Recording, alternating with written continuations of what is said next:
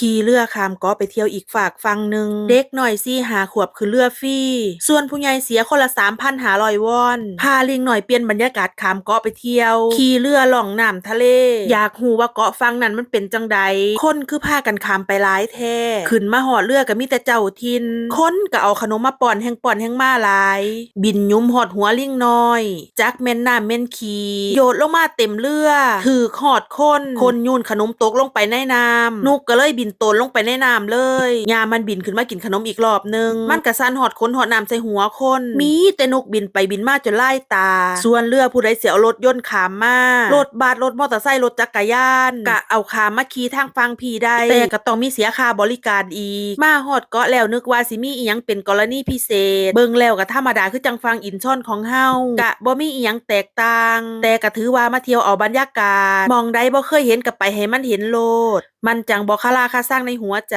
ส่วนลิงน้อยของเฮาเพิ่นมีหมู่เพิ่นก็ม่วนเติบอาหารการกินก็แพงเอาเรื่องใครแน่แต่ลิงน้อยเพิ่นนั่งกินข้าวกินน้ำให้เพิ่นกินอิ่มแล้วเพิ่นก็สนุกมีแฮงแลนการปาโป่งของลิงน้อยเป็นครั้งแรกมีอยู่5 ดอกปาแตกไป3 ดอกเพิ่นก็ได้เลือกเอากล้องส่องทางไกลส่องไปส่องมาวินหัวกับลายตากินอิ่มย่างเลาะจนเมื่อยก็พากันข้ามฝั่งกลับเมื่อเฮือนขากลับก็ต้องซื้อตั๋วอีกรอบนึงค่าตั๋วก็ราคาเท่าเดิมกับตอนมาซื้อแล้วก็เลี่ยงแถวขึ้นเรื